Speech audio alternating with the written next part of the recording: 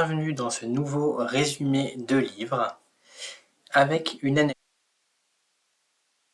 On se retrouve pour une description du roman de Milan Kundera, L'insoutenable légèreté de l'être. Milan Kundera qui est un auteur tchèque de la fin de la deuxième partie, plutôt du XXe siècle.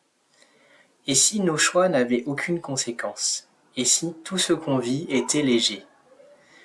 Le roman de Milan Kundera, L'insoutenable légèreté de l'être, est un roman d'amour, de politique, de trahison, et surtout de grandes questions existentielles. On commence par un court résumé de l'œuvre en sachant qu'elle est très riche.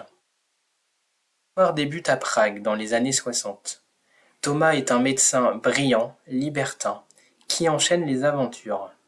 Il fait le vœu de ne jamais se remettre en couple, après avoir eu un enfant avec son ex-femme. Mais un jour, il croise Teresa, serveuse. Leur relation naît d'une série de hasards, la sciatique d'un collègue, une visite imprévue, et elle va bouleverser sa vie. Teresa, marquée par une enfance sans amour ni pudeur de la part de sa mère qui se balade par exemple chez elle nue, qui ne ferme pas les volets, son beau-père également se balade à moitié nu. Teresa rêve d'une existence différente. Teresa bouleverse la vie de Thomas dans le sens où elle vient s'installer chez lui et remet en cause tous ses principes. Mais elle souffre rapidement de son infidélité chronique. Elle souffre physiquement, prise de tremblements, et mentalement, fait des cauchemars saugrenus et terrifiants. Elle voit dans ses trahisons la répétition du mépris qu'elle a subi toute sa vie. Sa mère n'a jamais fait de différence entre les corps, de par sa nudité et son impudeur permanente. Elle voit en Thomas la reproduction de ce schéma, qui ne considère pas son corps comme unique, puisqu'il change fréquemment de maîtresse. Teresa imagine tout un tas de stratagèmes pour souffrir le moins possible de la situation. Elle se rapproche alors de Sabina, la maîtresse de Thomas, dans le but de posséder un jeu commun. Mais quand les soviétiques envahissent Prague, Thomas et Teresa fuient à Zurich. Les vieux scénarios continuent. Thomas reste infidèle, puis Teresa part, puis il la suit à nouveau à Prague. Thomas reprend son métier de médecin, et Teresa celui de barmaid dans un quartier malfamé. Thomas tente d'offrir un chien à Teresa, Karéline, pour apaiser sa souffrance. Mais Teresa, qui est encore malade des infidélités de Thomas, réfléchit encore à un autre stratagème, celui de coucher avec un inconnu qu'elle rencontre dans un bar suite à une altercation. L'expérience est étrange puisque son âme ne veut pas profiter, ne veut pas jouir, et elle va même jusqu'à se débattre de cet homme. Elle veut résister, mais son corps est irrémédiablement attiré par cet orgasme. C'est la fragilité de Teresa, qui n'a que Thomas, qui l'obsède, comme lorsqu'elle récupère une corneille blessée par des enfants. Cela met Teresa face à sa propre fragilité, ce que sait Thomas puisqu'il a l'impression d'avoir récupéré Teresa d'un nid, tout comme cette corneille. Par la suite, Thomas et Teresa se sentent en danger par le régime soviétique. Teresa a des doutes sur l'inconnu du bar avec qui elle a couché, peut-être un agent russe venu lui soutirer des informations. Thomas se fait rappeler à l'ordre par le régime lorsqu'il publie un article sur le mythe d'Œdipe. À Prague, Thomas doit quitter son poste puisqu'il refuse de faire son autocritique par rapport à son article. Il rejoint une clinique privée à 80 km de Prague, mais même là il est poursuivi par le régime. Il quitte la fonction publique, il devient laveur de vitres, voit Teresa très rarement et s'offre des maîtresses le reste du temps. Dans celle-ci, Thomas recherche et est obsédé par le millionième de différence entre les individus. Thomas rencontre son fils avec un journaliste. Ils devaient laver les vitres chez eux. Ils doivent lui faire signer une pétition pour le sort des prisonniers politiques. Il ne signe pas car seule Teresa compte pour lui. Il se rend compte de la tristesse de Teresa du fait de son infidélité et que qu'importe quel malheur se déroule sur Terre, il sera plus supportable que le malheur de Teresa. Il refuse donc de signer cette pétition d'intellectuel pour cette raison.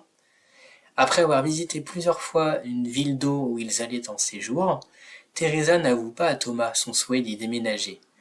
Mais les motifs d'un déménagement vont rapidement se faire sentir et les deux amants vont être d'accord pour déménager.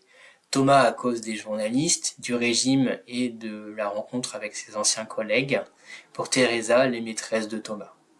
On suit alors la vie de Thomas et Teresa à la campagne. Le rêve de Teresa est accompli, plus de maîtresse. Il se lie d'amitié avec les paysans, en particulier le président de la coopérative. Thomas conduit un camion pour les agriculteurs et Teresa conduit des troupeaux. Mais Karénine a un cancer et il l'accompagne dans sa fin de vie. Les deux amants restent seuls, comme une image, de chaque côté du chien, ensemble mais séparés. L'amour pour Karénine est comparé à l'amour pour Thomas. Selon Teresa, il est meilleur, car il est désintéressé, le chien n'attend en effet rien en retour, et accepte les penchants secrets et volontaires. Teresa culpabilise de voir Thomas vieillir et être faible, alors que c'est ce qu'elle a toujours rêvé, de le voir affaibli. Sa faiblesse est en fait une faiblesse agressive, elle l'a emporté avec lui de Zurich à Prague, puis à la campagne. C'est elle qui lui a en fait imposé des choses. Mais Thomas dit qu'il n'a pas de mission sur Terre, qu'il est heureux avec elle, dans la simplicité. Il dit ça à la fin du roman, lors d'un bal de village. Il y a deux personnages secondaires sur lesquels il faut rapidement revenir. Celui de Sabina, qui pendant ce temps est une artiste exilée, et elle est aussi à certains moments la maîtresse de Thomas. Elle rejette toute forme d'attache, car selon Kundera, le kitsch exclut de la vision humaine tout ce que l'existence a d'inacceptable. Le communisme pour Sabina en est le pire modèle. Le 1er mai, par exemple, c'est un grand défilé dans le but de masquer, de maquiller la réalité du régime. Le kitsch retire tout individualisme et rejette les singuliers au goulag. Elle vit une relation avec France, un intellectuel suisse marié, rêveur, idéaliste, mais qui ne comprend rien à Sabina. Elle finit par le quitter, lui reprochant sa faiblesse, lui qui ne vit pas dans la légèreté. France part alors au Cambodge pour une cause humanitaire, mais meurt dans une marche, guidée par une illusion, celle de vivre sous le regard de Sabina, absente. Alors on en a fini pour les grands moments de ce roman, et on va passer à une certaine analyse des thèmes de ce roman. Ils sont 3. En sachant que ce roman n'est pas linéaire, les points de vue changent, les scènes se répètent et les époques se multiplient. On va parfois dans le futur, parfois dans le passé. Le premier thème, c'est la légèreté et la pesanteur, titre du roman, et c'est une référence au philosophe grec Parménide. Thomas, c'est la contradiction entre la légèreté de l'amour, en témoigne son comportement libertin avec le corps des femmes, et la pesanteur de l'amour, en témoigne son envie de relation d'âme sérieuse avec Teresa, de construction. La légèreté de Thomas se confronte à la pesanteur lorsque le communisme envahit Prague, puis lors du printemps de Prague. Il est exposé à la gravité de certaines situations, mais fait le choix de s'invectiver dans la relation avec Teresa.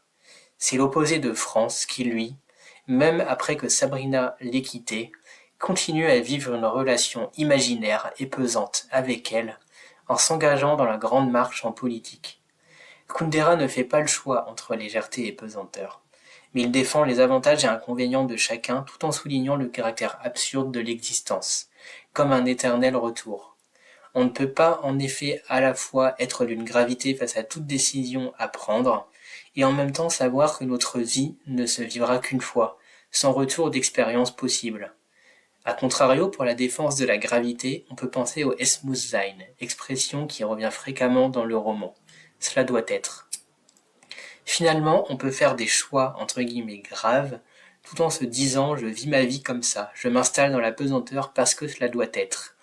Non pas parce que je sais que cela sera le mieux pour moi, car je ne le saurai jamais.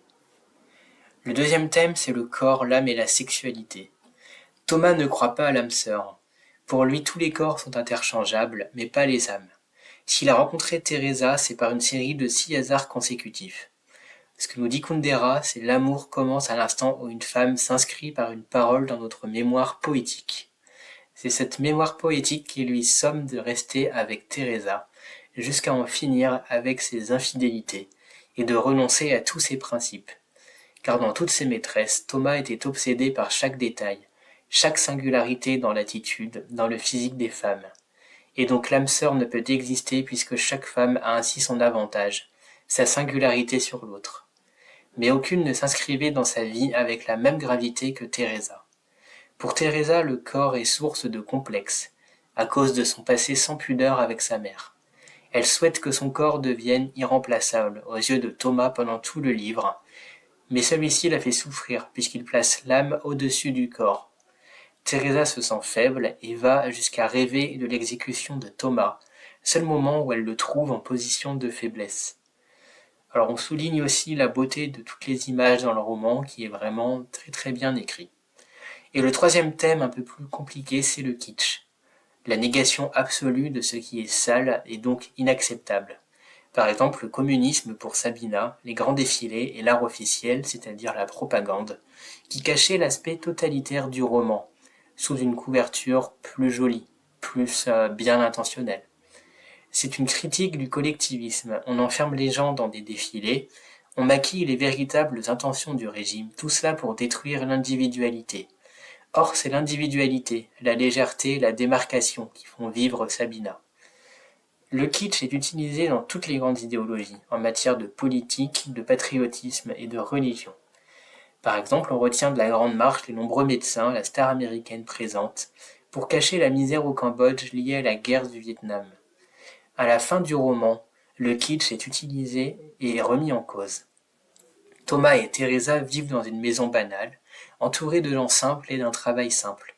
Il n'y a plus aucun maquillage de leur vie d'avant, Thomas le grand médecin riche à Prague qui couvre ses aventures.